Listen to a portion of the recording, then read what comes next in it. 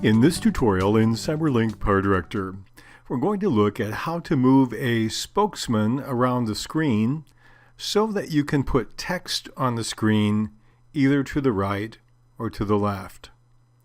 The best way to do this is to do it when you shoot the spokesman. So you move the camera deliberately where you want so there's room for titles or images to the right or left. But you can do a little of it in post-production with CyberLink PowerDirector under the right circumstances. I'm going to take this green screen that I have and drop it on track number 2. And we have a spokesman and the platform is here, and we're going to try to move it so we can put lettering on the right and then put lettering on the left. So what I'm going to do is double click on my picture. That will get me into my pip designer. I'm going to go ahead and we're going to chroma key out the green screen. Now it's easier when you have a solid background like this to do what we're going to show. Otherwise it can be a bit complicated. So we'll turn that off and now we have a background. The chroma key on here isn't perfect. You look in the lower left and lower right. There's a little bit of change there that I really don't care for. So I'll take the hue a little bit, make it a little wider, and we'll hope that that's good enough. But what I basically want to do now is click on OK. And now we're going to go ahead and highlight it one more time, click on Tools.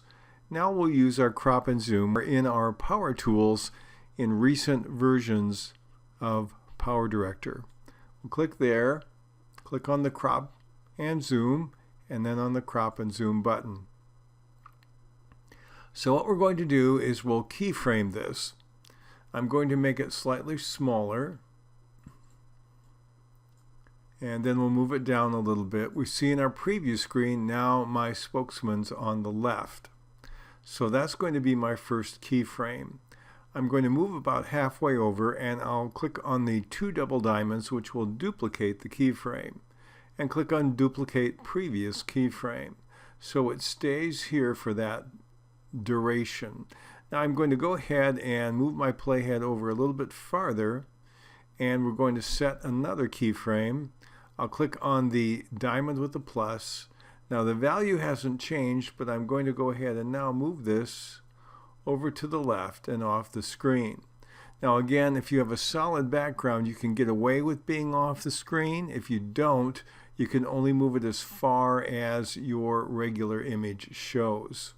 So that will be the new value on the left, and you see on the screen up here I happen to see how it moves over.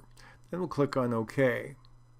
Now the way we're going to compensate for having an area that I missed, if we go ahead and drag across the clip, we see she's on the left, then all of a sudden she's on the right. But you notice I have a line here where I have something different. So we'll take a color board. Let's take a white one, drag it down on track number 1. We'll drag it for the duration of the clip. And now when the movie plays, our speaker starts on the left, and then I can put some text on the right as much as I want, and then it freezes there for a season. Then it's going to shift quite a bit to the right, and I can put text on the left. So what I've done is I've created a little bit of text, and I've turned off that clip. We'll turn it back on here, and I'll change it to match the duration of the clip.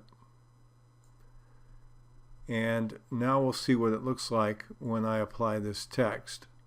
Click on Movie, click on Play, and here is some instruction about good health that we would put on the right side. We could use a movie or something else as well. And then I have to change the placement of the text to match, but these would be an example of something you would put on the left side. So if you have something that was filmed in the center, preferably with either a green screen or a solid background, you can move your spokesman from the left to the right quite dramatically and then insert text or something else to go along with the narration.